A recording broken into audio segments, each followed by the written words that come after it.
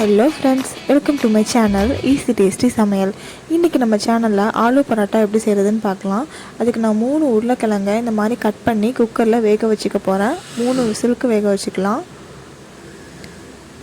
அதுக்கு இப்போ நம்ம ஃபில்லிங் ரெடி பண்ணிரலாம். அதுக்கு நான் 3 வெங்காயம் எடுத்து இந்த மாதிரி பொடி பொடியா கட் பண்ணிக்கிறேன்.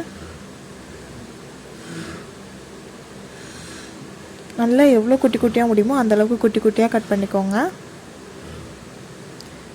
இப்போ அந்த மசாலா செய்ய ரெடி பண்ணிடலாம். கடாயில் எண்ணெய் ஊற்றி எண்ணெய் காஞ்சோன்னே இந்த வெங்காயத்தை சேர்த்துடலாம். 3 பெரிய வெங்காயத்தை நான் இந்த மாதிரி கட் பண்ணி வச்சுருக்கேன்.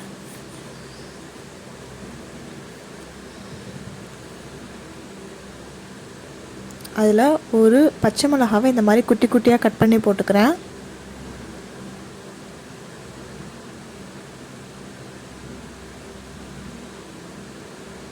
தேவையான அளவு உப்பு சேர்த்துக்கலாம்.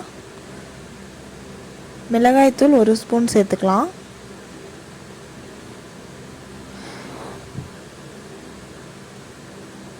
கரம் மசாலா 1 டீஸ்பூன் சேர்த்துக்கலாம்.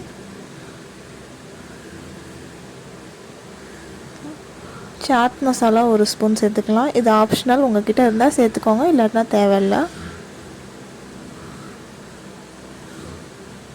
இப்போ இந்த மசாலா எல்லாத்தையும் நல்லா கலந்து விட்டுக்கலாம்.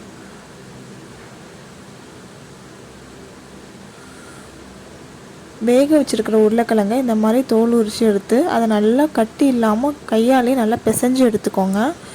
ஏன்னா கட்டியாக இருந்தால் நம்ம சப்பாத்திக்குள்ளே வச்சு தேய்க்கும் போது அது வெளியே வர சான்ஸ் இருக்குது. அதனால் கட்டி இல்லாமல் நல்லா தூளாக பிசைஞ்சிக்கோங்க.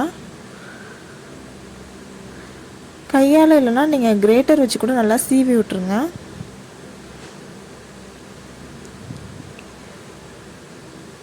உருளைக்கிழங்கு போட்டு மசாலாவோடு அதை நல்லா பிரட்டி விட்டுக்கோங்க.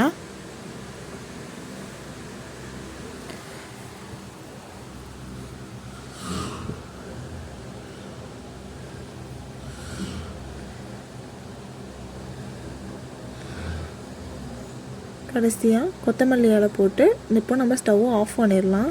இப்போ ஃபில்லிங் ரெடி ஆகிடுச்சு. இப்போ நம்ம சப்பாத்தி செய்ய ரெடி பண்ணிடலாம். அதுக்கு நான் மாவு பிசைஞ்சு வச்சுருக்கேன். அதுக்கு நம்ம இந்த மாதிரி பெரிய பெரிய பால் சைஸில் நான் உருட்டி எடுத்துக்கிறேன்.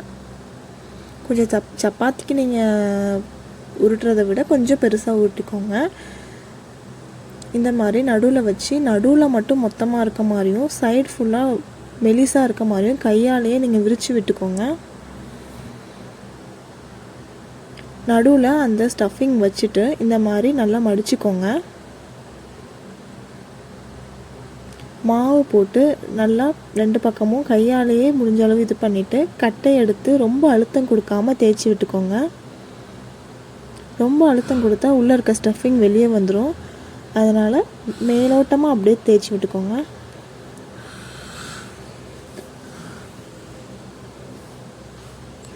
அப்பப்போ 2 பக்கம் தேய்க்கும் போதும் மாவு போட்டுக்கோங்க. அப்போ தான் வெளியே வராமல் இருக்கும் ஸ்டஃபிங். இப்போ தோசைக்கல்லில் போட்டு நெய் போட்டுக்கிட்டிங்கன்னா நல்லாயிருக்கும். உங்களுக்கு வேணான்னா எண்ணெயும் ஊற்றிக்கலாம். அடிக்கடி இதை திருப்பி போடக்கூடாது. ஏன்னா இது அந்த ஸ்டஃபிங் வெளியே வர சான்ஸ் இருக்குது. அதனால் ஒரு சைடு வந்ததுக்கப்புறமா அடுத்த சைடு போட்டு ஒரேடியாக எடுத்துடுற மாதிரி பார்த்துக்கோங்க.